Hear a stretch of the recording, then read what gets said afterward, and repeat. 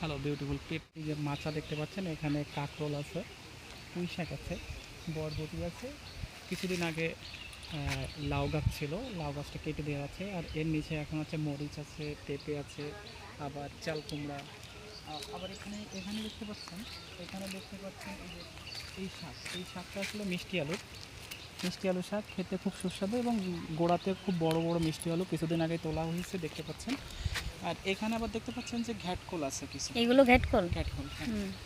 আর এই যে এপাশে মিষ্টি আলু শাক কিন্তু আচ্ছা, ভাজি খুব ভালো লাগে, বলো। খুব সুন্দর। আর পেঁপে আছে, আর দেখতেই পাচ্ছেন দেশি আম পাকা শুরু করছে। নাম কি? আচ্ছা, দেশি আম, এগুলো বিশেষ কোনো নাম নাই। নাম তো অবশ্যই আছে। আর এখানে পাশেই পাটের ক্ষেতে এখানে পাটের শাক কিন্তু অনেক উপকারী শরীরের জন্য। পাট শাক তো আমি এইবারই এসেই প্রথম খেলাম। আর এখানে যে টমেটো আছে, এগুলো হবে না অবশ্য, শেষ হয়ে গেছে। আর এখানে বেগুন গাছগুলো অনেক বড় হয়ে গেছে, ধরছেও, কাটা বেগুন এগুলো। আর দেখতে পাচ্ছেন এখানে আমাদের লিচু গাছে এখনও রং আসেনি, লিচুটা অনেক বড় হয়।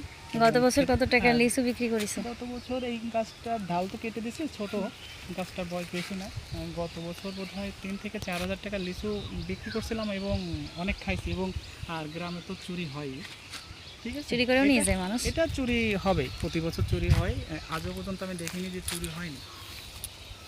আচ্ছা, রাখ, এদিকে। এখন আমি আপনাদের একটা ইনফরমেশন দেব যে এখানে কাঁকরোল চাষ যখন করা হয়, তখন আপনি যদি শুধু স্ত্রী ফুল বা মানে স্ত্রী গাছ যদি লাগান, পুরুষ গাছ যদি না লাগান, তাহলে আপনার একটা ফলও আসবে না। কারণ আপনি এখানে পরাগণের একটা ব্যাপার স্যাপার আছে, পরাগায়ন না ঘটালে এখানে আপনি কোনো ফল পাবেন না। তো এখানে নর্মালি যারা আসলে পুরুষ ফুল স্ত্রী ফুল চেনে না, তাদেরকে আমি এখন একটু স্ত্রী ফুল আর পুরুষ ফুল চেনাবো। এগুলো আসলে পুরুষ ফুল, এগুলো পুরুষ ফুলটা দেখি চেনার দেখি। উপায় এই যে এখানে দেখা যাচ্ছে যে এই যে ফুলটা দেখেন একরকম দেখতে, এবং এর পাশে হচ্ছে পরাগ, এবং দেখেন গোড়ার ওই যে দিকে, হলুদ হলুদ ওইগুলো হ্যাঁ, না? আর গোড়ার দিকে দেখেন একটু ভিন্ন রকমের দেখতে। ও, আর আসুন এবার আমি একটু স্ত্রী ফুল দেখাই। তো স্ত্রী ফুলটা কই গেল? এখানে একটা ছিল না? আমি ওটা তো ছিঁড়ে ফেললাম, এই যে এই এখানে পাশে? দেখা যাচ্ছে, হ্যাঁ এখানে একটু এখানে। আচ্ছা, আচ্ছা, এখানে, জুম করে নিয়ে হ্যাঁ আসি। এখানে দেখা যাচ্ছে যে এর দেখেন এর ফুলের ডিজাইনটা একটু অন্যরকম, এবং জুম গোড়াতে করে দেখেন দেখি, সামনেটা একটু দেখাই এখানে দিবি? এখানে ফলটা আছে।